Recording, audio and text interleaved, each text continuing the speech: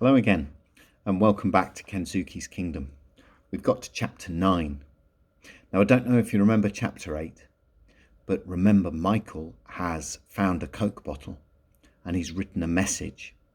And he's put it inside the Coke bottle and thrown it back into the ocean, hoping that he can somehow communicate to let his family know that he's still alive. But Kensuke's found it, and Kensuke is not best pleased. Let's carry on and see how the story continues. We've got to chapter 9, the Night of the Turtles. There fell between us a long and aching silence. Kensuke never once reproached me for what I had done. He was not angry or sullen at me, but I knew I had hurt him to the soul.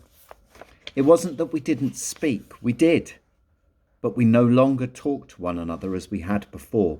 We lived each of us in our separate cocoons, quite civil, always polite, but not together anymore. He had closed in on himself and wrapped himself in his thoughts. The warmth had gone from his eyes. The laughter in the cave house was silenced. He never said so. He did not need to, but I knew that now he would prefer to paint alone, to fish alone, to be alone. So, day after day, I wandered the island with Stella, hoping when I returned that he might have forgiven me, that we could be friends again. But always he kept that distance between us.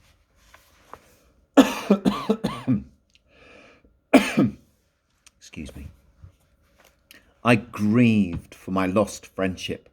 I remember I went often now to the other end of the island to watch Hill, and sat there, no longer looking out for ships, but rehearsing aloud my explanation. No matter how much I rehearsed it, how I reasoned it, I could never convince even myself that what I had done was anything other than treachery. In the end, as it turned out, it was Kensuke who explained it to me. We had just gone to bed one night when Tomodachi came to the mouth of the cave and squatted there. She had done this once or twice lately, stayed for just a few minutes, peered in at us, and gone off again. Kensuke spoke up in the darkness. "She lose Kikambo again," he said. "She always lose her baby. Kikambo, very wicked baby. He run off a lot. He make Tomodachi very sad mother." He clapped his hands at her, shooing her away. "Kikambo not here, Tomodachi. Not here." But Tomodachi stayed. I think for the comfort more than anything else. I had noticed before with the orangutans how they would often come to Kensuke when they were upset or frightened, just to be near him. After a while, Tomodachi slunk off into the night and left us alone again with the din of the forest and the silence between us. "I think many thoughts," Kensuke said suddenly, out of the silence. "You are sleeping, Mika-san?" He had not called me by my name for weeks, ever since the Coke bottle incident. "No," I said. "Very good. I got lot to say. You listen, I talk. I think many thoughts. When I think of Tomodachi, I think of your mother. Your mother, she too lose her baby. She lose you. That very sad thing for her. Maybe she come looking, and she not find you. You not there when she come. She think you dead forever. But she see you in her mind. Now as I speak, maybe she see you in her mind. You always there. I know. I have son too. I have Mikia. He always in my head, like Kimi. They dead for sure, but they in my head. They in my head forever." For a long while he did not say another word. I thought he'd gone to sleep. Then he spoke again. "I tell you everything now, Mika-san. It best way. I stay on this island because I want stay on this island. I do not want to go home Japan. Different thing for you. You want go back home across the sea, and that right thing, good for you. But not good for me. For me, very sad thing.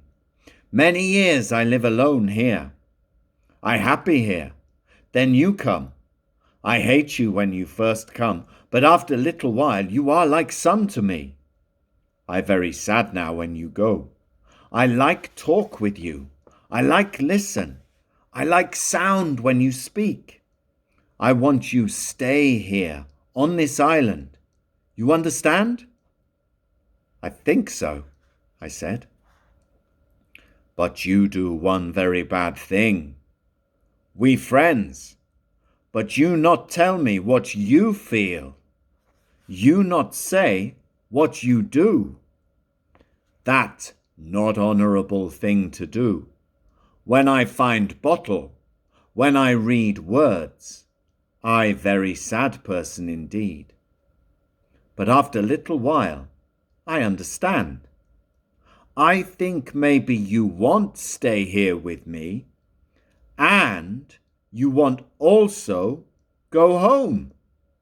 So when you find bottle, you write message. You do not say what you do, because you know it make me sad. I write, yes? Yes, I said. You very young person, Mika-san. You paint good picture. Very good picture, like Hokusai. You have long life waiting for you. You cannot live whole life on this island with old man who die one day. So, thinking like this, I change my mind. You know what we do tomorrow? He didn't wait for me to answer. We start build new fire. Big fire. We ready then for when we see ship. Then you go home. And also, we do another thing. We play football. You, me. What you say? All right. It was all I could say. He had, in those few moments, lifted the whole weight of guilt off my shoulders and given me such happiness, such new hope. Very good, very good. You sleep now. We do lot of work tomorrow. Lot of football also. The next morning, we began building a beacon on the hilltop above the cave house. We used most of the pile of firewood we had collected for the cooking fire and stored in the dry at the back of the cave. He even sacrificed some of his best pieces of driftwood.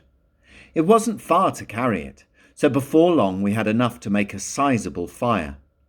Kensuke said it would do for the moment, that we could find more from the forest, more and more each day, as we wanted. We soon have fire so big, they see in Japan maybe. He laughed. We have lunch now, then sleep, then football, yes? Later that afternoon, we set up sticks in the sand for a goal and took turns at shooting at each other. The ball was very soft, and so it didn't bounce any better on the sand than it had back on the mud of the recreation ground back at home. But it didn't matter. Kensuke may have carried a stick, but he may have been as old as the hills. But he could kick a football well enough to put it past me, and often too. What a time we had! Neither of us wanted it to end. With a crowd of bemused orangutans looking on, with Stella interfering and chasing after every goal scored, we were at it till darkness drove us at last back up the hill. We were both too tired to do more than have a long drink of water, eat a banana or two, and go to our sleeping mats. It was after our reconciliation that I came to know Kensuke better than I ever had before. His English became more and more fluent, and he clearly loved to speak it now. For some reason, he was always more happy to talk while we were out fishing in his outrigger. We did not go out that often, only when the fishing was so poor in the shallows that we needed to catch big fish for smoking and keeping. Out at sea, the stories simply flowed. He talked a great deal of his childhood in Japan, of his twin sister, and how the worst thing he'd ever done was to push her out of the tree in their garden, how she'd broken her arm, how, when he painted that cherry tree, it always reminded him of her. But she too had been in Nagasaki when the bomb fell. I remember he even told me the address of where he lived when he was studying in London. Number 22, Clan Ricard Gardens. I'd never forgotten it. Once he had gone to watch Chelsea playing football, and afterwards he'd sat astride a lion in Trafalgar Square and been ticked off by a policeman. But it was Kimi and Mikia he talked of most, about how he wished he could have seen Mikia growing.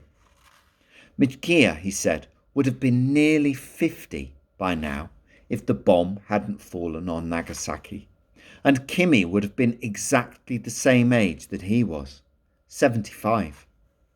I rarely interrupted him when he was like this, but once to comfort him, I did say, "Bombs don't kill everybody. They could still be alive. You never know. You could find out. You could go home." He looked at me then, as if it was the first time such a possibility had ever occurred to him in all those years. "Why not?" I went on. "When we see a ship and we light the fire and they come and fetch me, you could come too. You could go back to Japan. You don't have to stay here." He thought about it for some time, but then shook his head. "No," he said, "they are dead. That bomb was very big bomb, very terrible bomb. Americans say Nagasaki is destroyed. Every house. I hear them. My family dead for sure. I stay here. I safe here. I stay on my island." Day after day, we piled more and more wood on the beacon. It was massive now, bigger even than the one I had built on Watch Hill. Every morning now, before we went down to the pool to wash, Kensuke would send me up to the top of the hill with his binoculars. I always scanned the horizon, both in hope and in trepidation.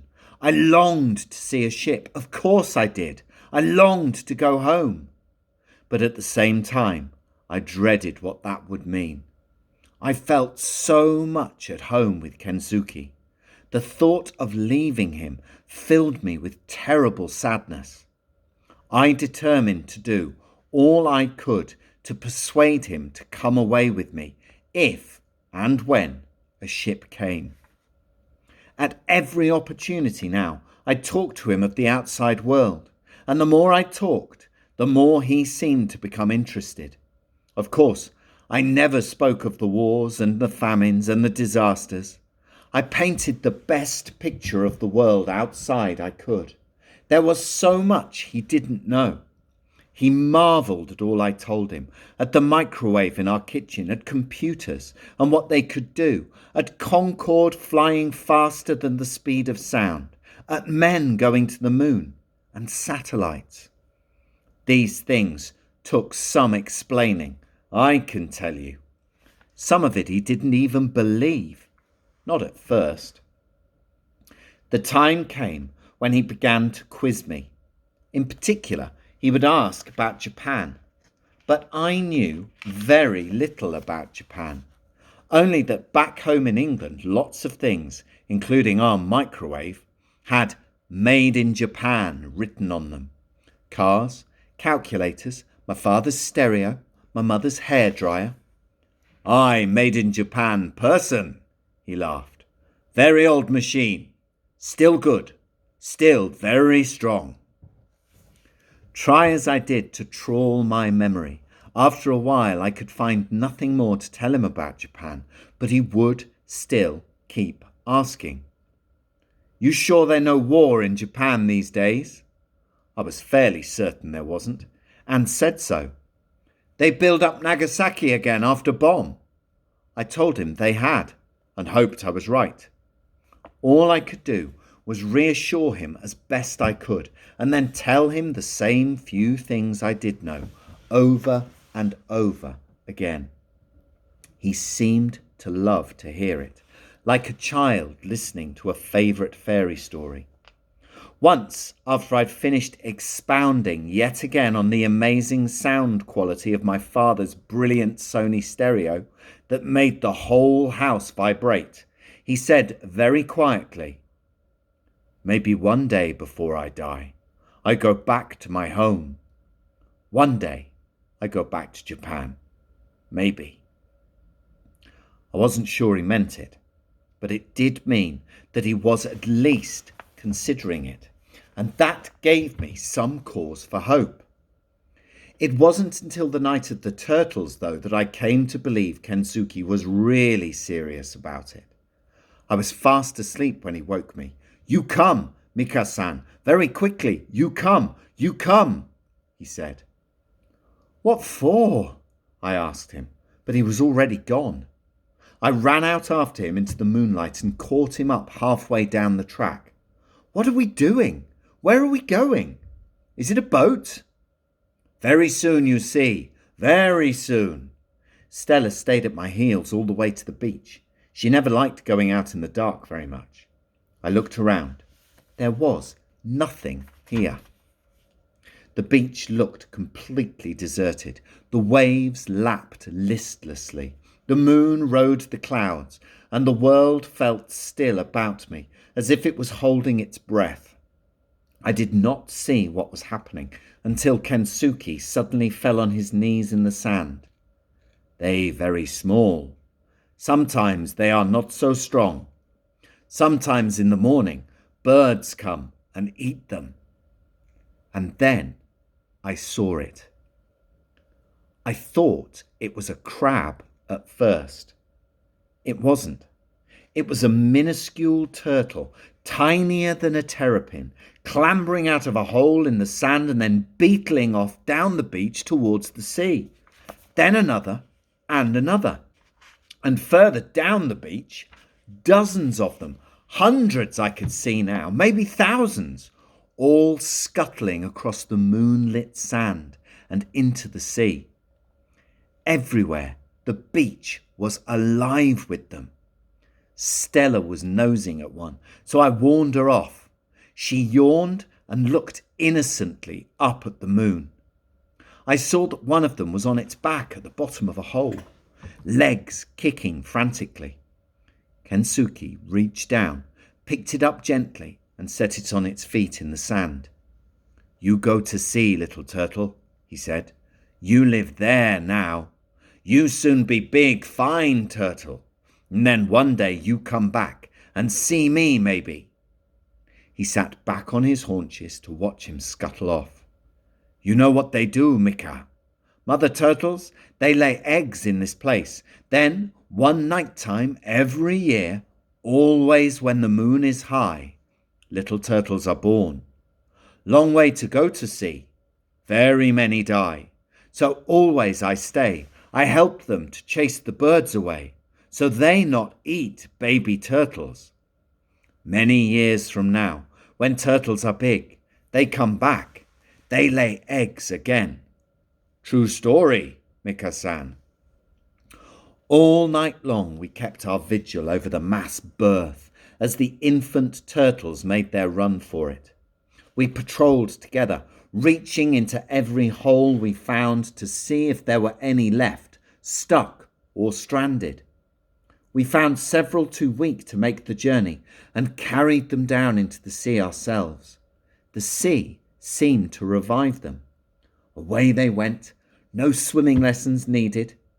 We turned dozens the right way up and shepherded them safely into the sea. When dawn came and the birds came down to scavenge, We were there to drive them off. Stella chased and barked after them, and we ran at them, shrieking, waving, hurling stones. We were not entirely successful, but most of the turtles made it down into the sea. But even here, they were still not entirely safe. In spite of all our desperate efforts, a few were plucked up out of the water by the birds and carried off. By noon, it was all over. Kensuke was tired as we stood ankle deep in the water, watching the very last of them swim away. He put his arm on my shoulder. They very small turtles, Mika-san, but they very brave. They braver than me. They do not know what they find out there, what happened to them, but they go anyway. Very brave. Maybe they teach me a lesson. I make up my mind. When a ship come and we light fire and they find us, then I go. Like turtles, I go. I go with you. I go home to Japan. Maybe I find Kimi. Maybe I find Mikia. I find truth. I go with you, Mika-san. That's the end of chapter 9. Join me again another time for chapter 10.